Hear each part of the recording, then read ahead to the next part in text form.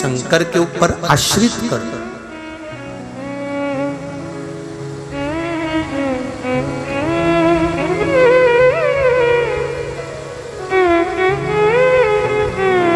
हमने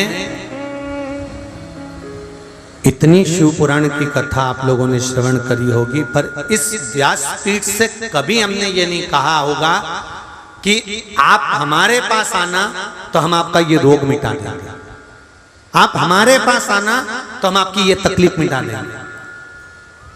ना तो हमको मंत्र आता, ना हमको विद्या आती, ना हम तंत्र जानते, ना मंत्र जानते, ना साधना जानते, ना हमको छूछा करना आता, ना हमको कोई दिखावा करना आता। हम तो एक बात जानते हैं जो पुराणों में लिखा है, शास्त्रों में लिखा है कि दुख केवल परमात्मा ही काट सकता।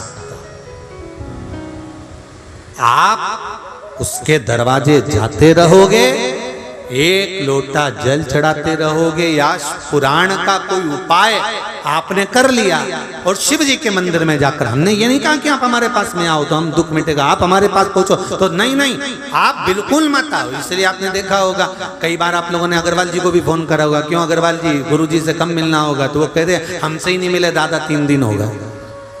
पूछ लो आप इनसे, माता जी मिले आपसे, ये जितने बैठे हैं इनसे पूछना, अपने कक्ष से नीचे के कक्ष में भी नहीं आते, पूछो अगर आते हो।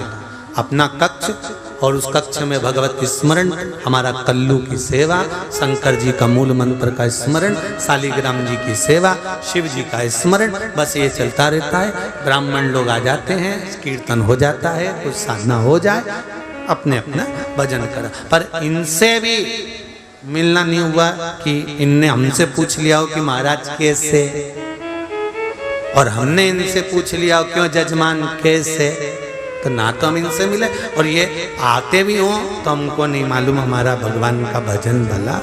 हम नहीं कहते कि तुम हमारे पास में, हम तो तुमसे कहते हैं बिल्कुल जाओ शंकर के पास जाओ। उनके पास जाओ ना, उनका भजन करो, उनका कीर्तन करो, उनका स्मरण करो, उनका मंत्र जाप करो, उनका नाम जाप करो। जब राम जी महाराज के ऊपर दुख आया, उन्होंने शिवलिंग की पूजन करी, तब जाकर सीता को पाया। दुख आया, शंकर जी ने हरा। भगवान कृष्ण की 16,108 रानियां जब संतान नहीं हुई, तब शंकर जी की आराधना करी। एक एक रानी से 11 संतान हुई, 1,77,186 बच्चे हुए शिव की कृपा से। जब वो शंकर के पास गए, जब नारायण के ऊपर श्राप लग गया लक्ष्मी जी का, तब उन्होंने शिव की आराधना करी। इंद्र को श्राप लगा, तब शिव की आराधना करी। चंद्र को श्राप लगा ससुर का, तो शिव की आराधना करी। राहु को लगा तो शिव की आराधना करी। बृहस्पति को लगा तो शिव की आराधना करी। सारे ग्रह, सारे नक्षत्र, सारी घड़ियां, पल सब शंकर का अनुमोदन करते हैं। तो हम कैसे कह सकते हैं कि तुम हमारे पास आओ, हमारे सामने बैठो? आप तो शिव मंदिर जाओ, जो आपके नगर में, आपकी कॉलोनी में, आपके मोहल्ले में, आपके क्षेत्र में, जो आपके पास में शंकर का मंदिर हो, वहां जाना चालू कर दो। वो आपका दुख मिटाना प्रारंभ कर दे। देवऋषि नारद ने कहा कि मैंने इतना उपाय बताया, पर ये हुआ क्यों नहीं?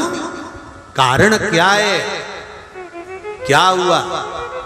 और तुम रुका जी, आप थोड़ा सा भी वर्णन करे और हो जाए। कई लोगों को थोड़ी सी ईर्ष्या जागृत हो जाती है। ऐसा है क्या शिव पुराण में कि बेलपत्ती खाओ तो शुगर और बीपी लेवल हो जाता है, पानी पियो तो दुख मिट जाता है, रुद्राक्ष का जल पियो तो कैंसर और किडनी लीवर का जो रोग है वो समाप्त हो जाता है? ऐसा है क्या? कल हमको आशीष जी बोल रहा था कि गुरुजी बहुत लोगों के फोन आते हैं, बहुत लोगों को रोग बीमारी है, अपने यहाँ का रुद्राक्ष अपन कब बांटेंगे? तो हमने कहा अभी विचार करेंगे और बताएंगे, एक आध कथा में आपको बता देंगे। ऐसा कोई टेंशन वाली बात नहीं है कि एक आध कथा में तो सूचना दे देंगे आपको। अब जल्दी से जल्दी ऐसा व्यवस्था कर कर कि आपको वहाँ पर आए तो पेट भर भोजन मिल जाए, आराम से आप लोग वहाँ रुक कर रुद्राक्ष लेकर अपने घर चले जाए। ऐसी व्यवस्था जमा कर ज्यादा से ज्यादा हुआ तो श्राद्ध पक्ष में जो सालासर जी में कथा है ना, शायद 5 दिन की कथा है सालासर बालाजी में, 5 दिन की है ना, तो 12 तारीख से शायद सालासर बालाजी में कथा रहेगी 5 दिन की।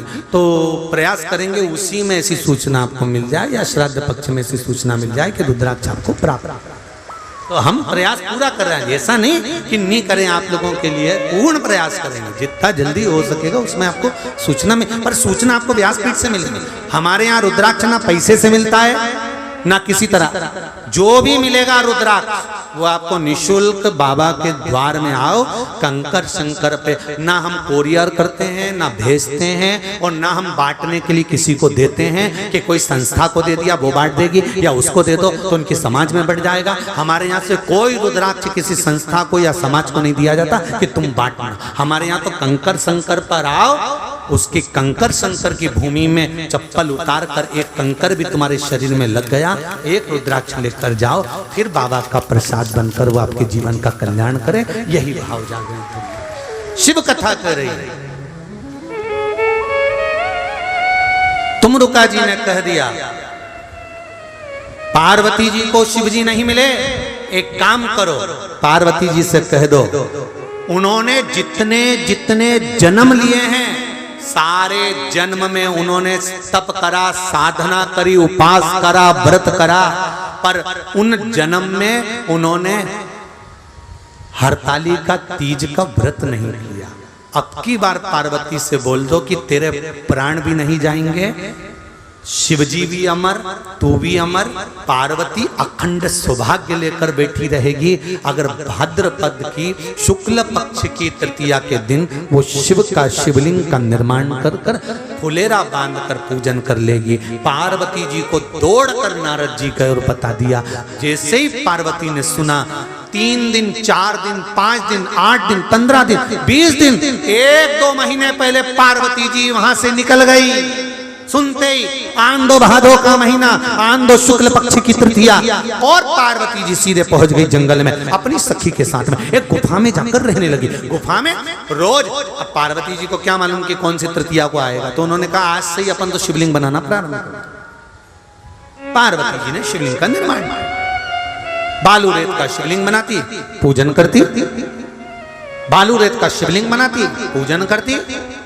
आ गया भादो का महीना, शुक्ल पक्ष की तृतीया तिथि, प्रदोष काल, शाम के समय माता पार्वती ने कई दिनों से कुछ नहीं खाया, ना सोई, ना खाया, ना पानी पिया, ना कोई आहार किया।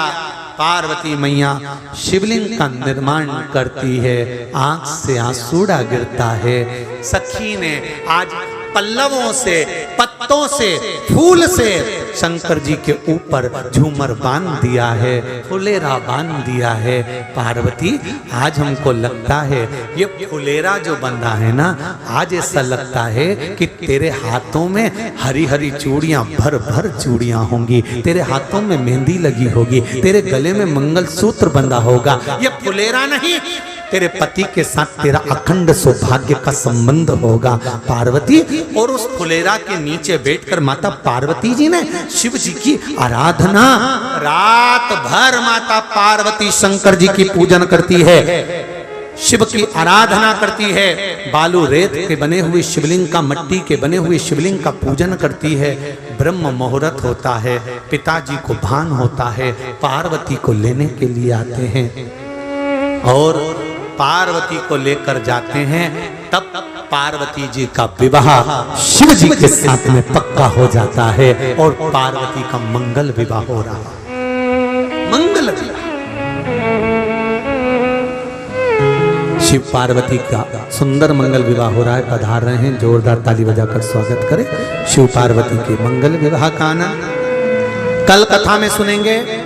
फुलेरा दूज में, हरताली का तीज में, हरताली का तीज पर शंकर जी के ऊपर जो फुलेरा आता है उसमें फूल पत्तियां कैसे लगाना चाहिए, कौन से भाग चौकोर गोल किस तरह से फुलेरा बांधना चाहिए, भगवान शंकर की आराधना करते समय हरतालिका तीज में किस तरह की सावधानी रखना चाहिए, हरतालिका तीज का व्रत का दूसरे दिन का क्रम जब रहे तो उसके अनुसार भगवान शिव का विसर्जन कैसे करना चाहिए, और जो कन्या का विवाह नहीं हो रहा हो, जो बालक का विवाह नहीं हो रहा हो, 7 जगह पर फुलेरा का दर्शन कर कर विवाह मंगल का आनंद पाना चाहिए। ये क्रम कल की कथा में श्रवण करेंगे।